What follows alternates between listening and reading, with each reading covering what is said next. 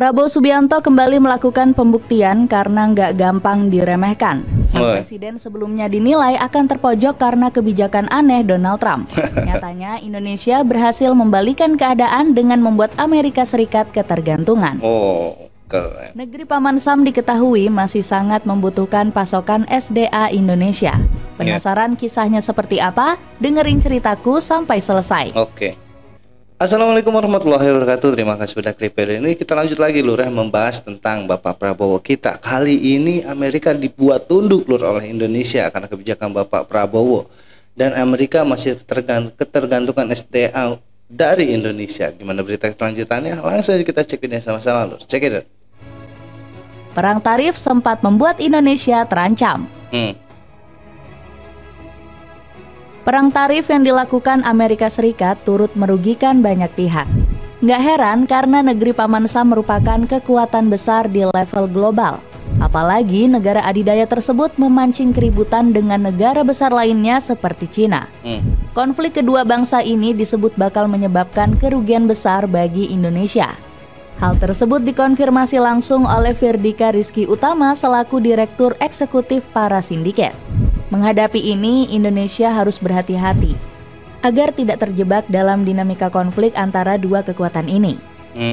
Bahkan, bumi Nusantara diprediksi akan mengalami ketergantungan luar biasa kepada negara besar.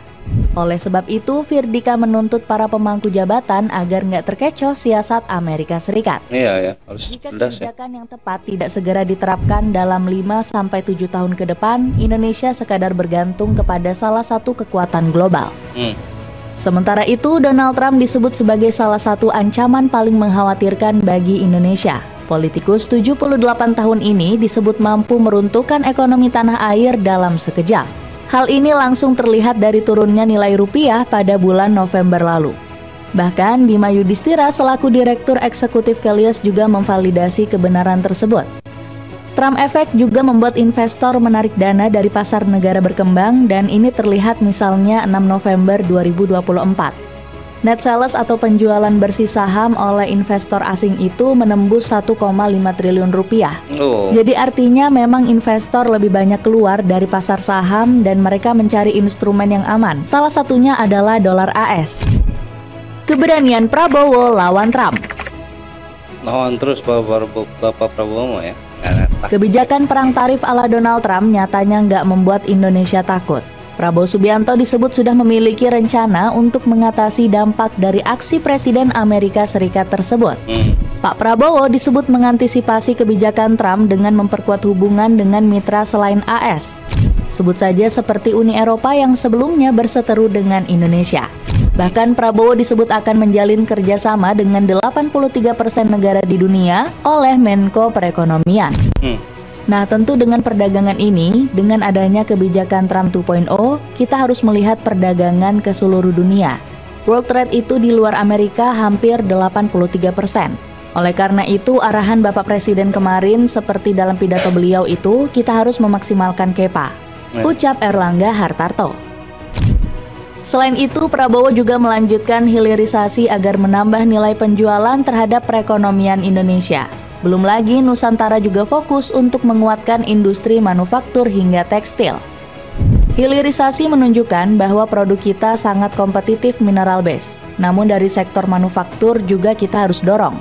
Ucap Menko Perekonomian. Di lain sisi, kekacauan ekonomi global antara Cina dan AS juga nggak membuat Prabowo gentar. Presiden Indonesia ini justru menganggap hal tersebut akan menguntungkan tanah air. Indonesia akan diuntungkan karena bakal banyak investor yang hadir akibat harganya yang masih murah. Muhammad Khatib selaku salah satu den menyarankan untuk mengambil keuntungan. Posisi Indonesia sebetulnya bisa diuntungkan. Yang paling penting itu kepastian hukum.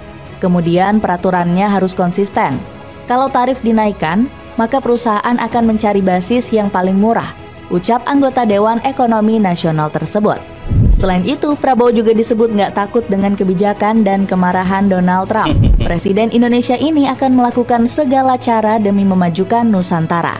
Saya orang yang cinta tanah air. Saya tidak rela Indonesia diinjak-injak oleh bangsa manapun. Saya tidak suka kekayaan Indonesia dirampok. Saya ingin berbuat yang terbaik untuk bangsa dan rakyat saya, ungkap Prabowo. Memang itulah Lur ya tujuan Bapak Prabowo, dan juga jangan pernah takut oleh negara-negara besar seperti Amerika, maka malahan mereka juga seharusnya memang butuh Indonesia Lur ya. Seperti yang tadi dibilang, SDM mereka pun masih membutuhkan Indonesia. Mereka menang di mata uang yang bisa memainkan, menjatuhkan mata uang kita, tapi dengan semua itu Bapak Prabowo itu bisa melawan kebijakan Donald Trump yang di luar nalar ini Lur. Tapi gue yakin dengan keberanian Bapak Prabowo dan juga ketegasan Bapak Prabowo, Indonesia bakalan jaya melewati Amerika itu sendiri, karena memang dilihat dari sekarang Amerika sedang ucar-kacir Lur ya, dimusuhi berbagai negara. Malah Indonesia sekarang banyak sekali negara-negara yang bersatu dengan Indonesia ingin memerdekakan Palestina dan juga melawan kebijakan-kebijakan Donald Trump yang tidak etis itu Lur ya.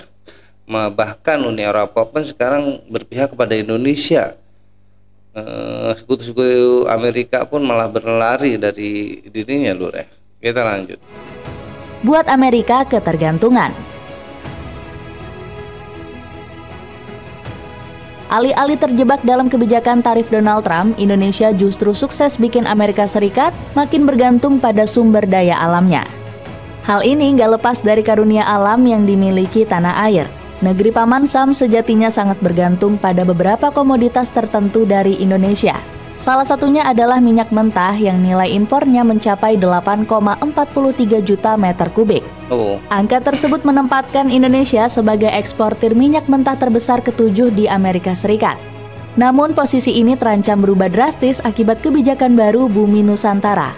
Pasalnya pemerintah telah mengumumkan akan menyetop ekspor minyak dalam aturan devisa ekspor yang baru. Prabowo menegaskan bahwa seluruh devisa hasil ekspor wajib disimpan di dalam negeri. Bahkan Ketua Umum Gerindra tersebut gak segan-segan menghukum eksportir bandel yang enggan patuh pada aturan ini. Selanjutnya, dalam pasal ini telah diatur pula penerapan sanksi administratif berupa penangguhan atas pelayanan ekspor bagi yang tidak melaksanakan peraturan pemerintah ini. Terlebih, negeri Paman Sam juga sangat membutuhkan komoditas lain dari Indonesia. Sebut saja baja yang mulai tahun 2025 ini, nilai ekspornya menembus 5.000 ton ke Amerika Serikat. Keberhasilan menembus pasar AS ini merupakan bukti nyata dari peningkatan kapasitas industri nasional. Perusahaan-perusahaan baja dalam negeri kini mampu memproduksi baja lapis berkualitas tinggi. Nggak heran jika Dirut PT Krakatau Steel Muhammad Akbar Johan mengatakan bahwa pencapaian ini mencerminkan daya saing Indonesia di pasar global. Hal ini juga merupakan salah satu implementasi dari Astacita, melanjutkan hilirisasi dan industrialisasi dalam negeri, sehingga dengan soliditas industri baja nasional kita dapat memperkuat perekonomian Indonesia untuk tumbuh hingga 8%, ujar Akbar. Tanggapan media asing. Keberanian Prabowo Subianto mencegah siasat Amerika Serikat mendapatkan perhatian dari media global. Sejumlah surat kabar mengapresiasi ketegasan RI 1 demi menyelamatkan Indonesia.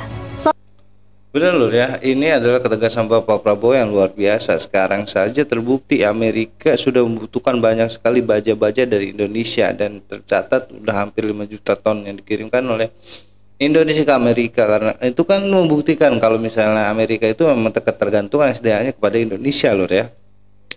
Jadi inilah trik Bapak Prabowo untuk melawan kebijakan Donald Trump yang di luar akal Lur. Kita pasti menang melawan Amerika Lur, karena Indonesia memang negara besar. Kita lanjut. Satu sorotan besar diberikan media lokal negeri Paman Sam yakni VOA. Bahkan mereka sudah memprediksi Pak Prabowo bakal mengeluarkan sejumlah kebijakan cerdas di era pemerintahannya. Prabowo mengatakan bahwa masa jabatan presidennya akan melanjutkan kebijakan luar negeri non-blok yang telah lama dipegang Jakarta, dan berjanji untuk memelihara hubungan baik dengan kekuatan dunia tanpa memilih salah satu pihak. Benar, tulis VOA. Nggak cuma itu, media tersebut juga memberikan pujian tinggi kepada RI 1 yang langsung memberikan aksi nyata. Sebagai tanda bahwa ia akan lebih aktif di panggung global, Prabowo telah bepergian ke berbagai tempat sejak memenangkan pemilu. Bertemu dengan para pemimpin dari negara-negara seperti Australia, Cina, Prancis, Jepang, Rusia, dan negara-negara tetangga di Asia Tenggara. Sementara itu, tanggapan serupa juga sempat disampaikan oleh media asal Inggris. Modern Diplomasi juga telah memprediksi kebijakan luar negeri yang diusung oleh Pak Prabowo. Bahkan portal berita tersebut turut mengapresiasi gebrakan RI1 yang menolak tunduk kepada asing. Dalam konteks ini, sikap anti-barat Prabowo mendapat sambutan dari halayak domestik yang memandang strategi multi-alignment Indonesia sebagai ekspresi kedaulatan dan penolakan terhadap kemunafikan barat. Itulah yang Tulis Modern ditakuti ya. Diplomasi. Iya Lur ya, itulah yang ditakuti dari seorang Bapak Prabowo ya, kebijakan-kebijakan dan juga keberaniannya dalam berpolitik itu tidak diragukan lagi Lur, sehingga membuat Amerika saja tunduk dengan peraturan dan kebijakan Bapak Prabowo. Ya karena memang kita tahu bahwa Amerika pun memang masih butuh ya SDM dari Indonesia dan membutuhkan Indonesia. Jadi tidak hayal kalau misalnya Bapak Prabowo bisa mengalahkan Indonesia di bidang apapun Lur. Karena apalagi sekarang Bapak Prabowo sendiri sudah bergabung menjadi anggota BRICS yang resmi istilahnya ya. Anggota negara Asia yang bergabung di anggota BRICS yang pertama adalah Indonesia Lur, di bawah kepemimpinan Bapak Prabowo. Itu sangat luar biasa kalau menurut kalian. Gimana menurut kalian tentang berita ini Lur? Tulis di kolom komentar. Sekian like dan review kali ini, kurang lebih gue minta maaf. Assalamualaikum warahmatullahi wabarakatuh.